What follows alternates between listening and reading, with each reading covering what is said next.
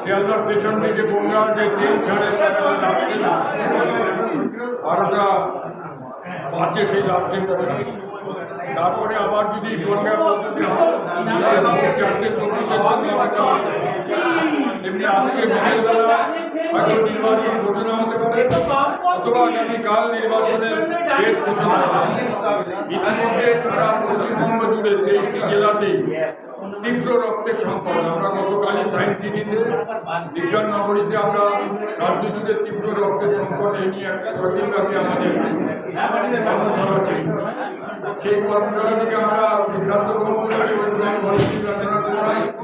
আমরা শিয়ালদা রেলওয়ে স্টেশনে মেট্রো রেলের সামনে আমরা 15 দিন ধরে এই সংকটের কথা বলবো। হয়তো শিবির বড় বড় করে হবে না, ছোট করে হবে না, কিন্তু মানুষ যাতে সরকারি ব্লাড ব্যাংকে গিয়ে রক্তদান করে। আপনারাও আমি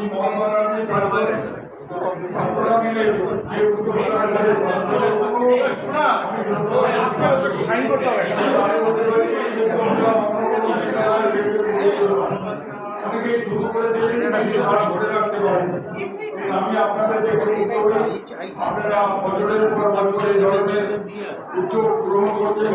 এই যে রক্তদান শিবির নাটক সাংস্কৃতিক প্রতিযোগিতা বিভিন্নভাবে আজকে 6টা রক্তদান শিবির, এর মধ্যে আমার 4টে হয়ে গেল।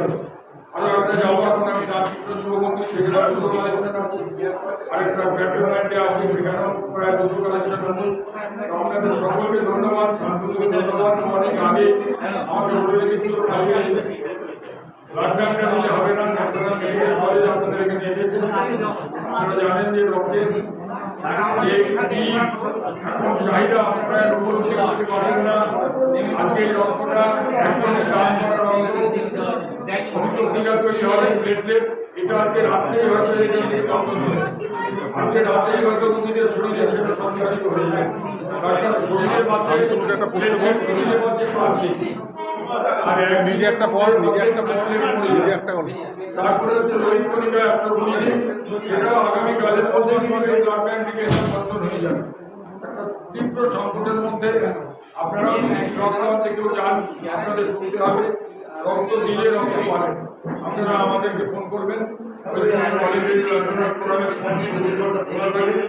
আমরা এক জায়গা থেকে আপনাদের ব্যবস্থা করে দেবো।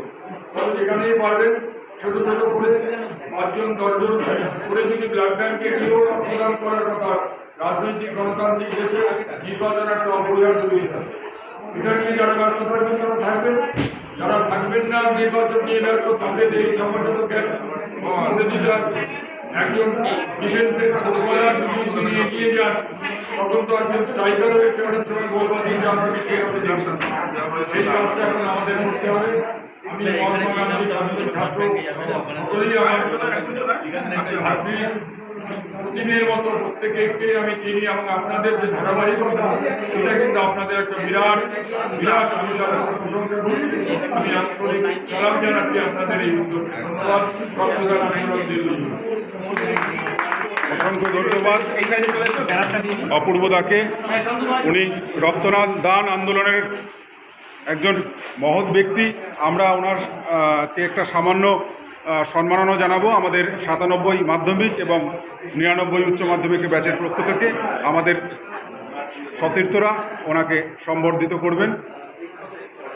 আমাদের ভালোবাসাটা সামান্য নয়, এটা আমার 2 বছর বয়সে শুরু করেছিলাম, এখন 72 বছর বয়স, এখনো প্রতিদিন 12 থেকে 13 ঘন্টা দৌড়ছি। আপনাকেই আমরা দেখে আমরা উদ্বুদ্ধ হই সবসময়। অসংখ্য ধন্যবাদ দাদাকে।